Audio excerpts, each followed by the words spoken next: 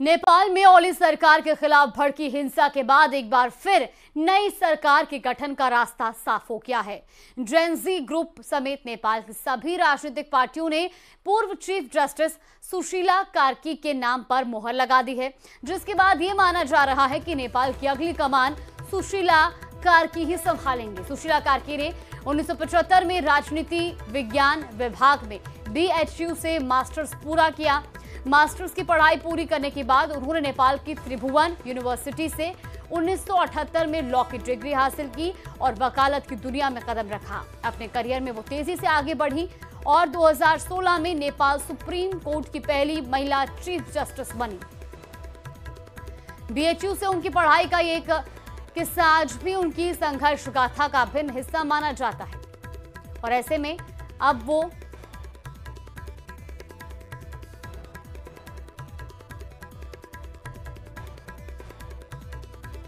नेपाल की जनता और भारत के जनता के बीच में इतना अच्छा रिलेशन है कि बहुत अच्छा रिलेशन है। बहुत सारे हमारे रिश्तेदार हैं, बहुत सारे हमारे परिचित हैं, जिनको कुछ हुआ तो हमको आंखों में आंसू आती है। हमें इतना हमारा सद्भाव है, प्रेम है। वो लोग बहुत हम लोग को मानते हैं, प्यार करते हैं, ये हम जानते हैं। हमारे और भारत के बीच में, जनता के बीच में अच्छा संबंध है, हम जानते हैं। और एक्सपेक्ट तो ये है, इंडिया ने, भारत ने सभी समय पर नेपाल को सहयोग किया है, मदद किया है। अब ये बीच बीच में हम लोग बहुत नजदीक हैं, तो एक कहावत है, जब बहुत किचन में वो बर्तन बहुत एक साथ होता है, उसके बीच में कुछ आवाज निकलता है, वही है। पहले तो देखिए, यहाँ तो पीस की आवश्यकता है, शांति की आवश्यकता है। पीपल को ये हम नहीं कह सकते कि इकोनॉमिकल हम इतना चेंज लाएंगे, ये लाएंगे, वो लाएंगे। हम लोग का टारगेट होता है कि एक इलेक्शन करके, आम निर्वाचन करके, आने वाला जो है लीडर्स, पॉलिटिकल लीडर, उनके हाथ में हैंड ओवर करना है। फर्स्ट पर्पस तो यही है। और उसके बाद हम छोटा मोटा काम करेंगे। कितना टाइम मिलेगा हमको? 6 महीना या 1 साल से ज्यादा तो टाइम नहीं मिलेगा। हम लोग बहुत ज्यादा शायद ही कर सकते हैं, थोड़ा बहुत करेंगे। हम लोग ये ट्राई करेंगे जो अभी भवन ववन को वो किया गया है।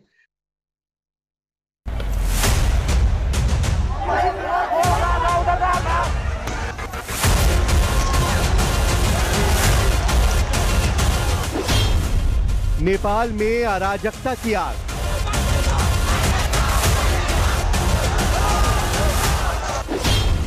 हर तरफ हिंसा, बर्बादी, लूटपाट।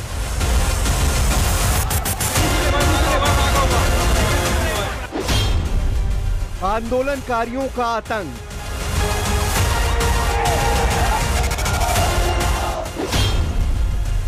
मॉल, दुकान, कारोबारियों से लूट।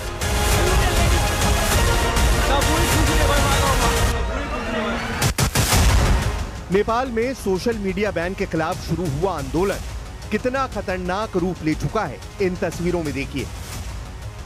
कहीं शॉपिंग मॉल, दुकानों में घुसकर प्रदर्शनकारियों ने खुलेआम लूटपाट की, तो कहीं अरबपति व्यापारी के घर को निशाना बनाया। कहीं बैंक लूटकर अराजकता फैलाई गई, कैदियों को जेल से भगा दिया गया, तो कहीं सड़क पर कुंफू करते हुए खुलेआम सेना को चुनौती दी जा रही है। ये तस्वीरें बताती हैं कि नेपाल में आंदोलनकारियों ने सिस्टम को पूरी तरह हाईजैक कर लिया है। प्रदर्शनकारियों के सामने सिस्टम लाचार है और हर तरफ सिर्फ अराजकता, आगजनी और बर्बादी दिखाई देती है। सोशल मीडिया पर तस्वीरें वायरल हैं जिनमें लोग दुकानों में घुसकर लूटपाट करते दिख रहे हैं। इस वीडियो में देखिए कैसे लोग एक शोरूम से टीवी, AC और फ्रिज जैसी चीजें उठाकर ले जा रहे हैं। इन लोगों को किसी का डर नहीं। शॉपिंग मॉल साथ में जो आया वो अपनी पसंदीदा चीज को लेकर चलता बना। मेन बात तो डेमोक्रेसी, ये मेन बात तो करप्शन का है। करप्शन है, करप्शन लीडर है इधर, तो उसका विरुद्ध में। और युवाओं पे ध्यान नहीं दे रही है सरकार। हाँ, रोजगारी नहीं है, कुछ शिक्षा में शुल्क नहीं है, स्वास्थ्य में नहीं है। वो बोल रहे हैं डेमोक्रेसी में सब कुछ हो जाएगा, लेकिन जनता के लिए डेमोक्रेसी नहीं आ रहा है। वो भ्रष्टाचारी लोग का लिए डेमोक्रेसी है ये। इतना सारा हम टैक्स पे कर रहे हैं और उनके बच्चे वहाँ विदेश में घूम रहे हैं, मौज मस्ती कर रहे हैं। इस सिस्टम के खिलाफ ये आंदोलन हो रहा है। ये जो हुआ है ना, ये इतना कुछ ये सोशल बैंडिंग के लेके नहीं हुआ है। हम लोगों को चाहिए यूथ लीडर चाहिए। अब ये जो पुराना लोग है ना, वो कोई नहीं चला सकता है। अब युवक चाहिए, युवक चाहिए। अब युवक ये चलाएगा, ये पुराना जितना है वो सब बाइकाट। मैं आपको तस्वीरें दिखाता हूँ। देखिए आज भी जो यहाँ पे युवा हैं, जो स्थानीय लोग हैं, वो नाराज हैं सरकार से। और कल जिस तरह से उनके जो साथी हैं, जो स्टूडेंट हैं, उनकी जो दर्दनाक मौत हुई है, उससे विरोध प्रदर्शन आज भी जो है वो सड़कों पे जारी है। आप देख सकते हैं जगह जगह आगजनी की गई है और लोगों का विरोध प्रदर्शन है, लोग सड़कों पे हैं। लेकिन ये हाल सिर्फ शॉपिंग मॉल्स और दुकानों के नहीं है। कल तक जो प्रदर्शनकारी नेताओं के घर में घुसकर तोड़फोड़ और आगजनी कर रहे थे, नेताओं और उनके परिवार के लोगों को सड़क पर दौड़ा कर मार रहे थे, अब उन्हीं आंदोलनकारियों के निशाने पर व्यापारी हैं। नेपाल के अरबपति कारोबारी उपेंद्र महतो के घर में घुसकर प्रदर्शनकारियों ने जमकर उत्पात मचाया और लूटपाट की। कई जगहों में बैंकों के लूटे जाने की घटनाएं सामने आई हैं, तो कई जेलों से कैदियों को भगा दिया गया। नेपाल के नवलपरासी पश्चिम जिला कारागार में 500 से ज्यादा कैदियों ने हंगामा और आगजनी की। सेना की तमाम कोशिशों के बावजूद कैदी जेल से भागने में कामयाब रहे।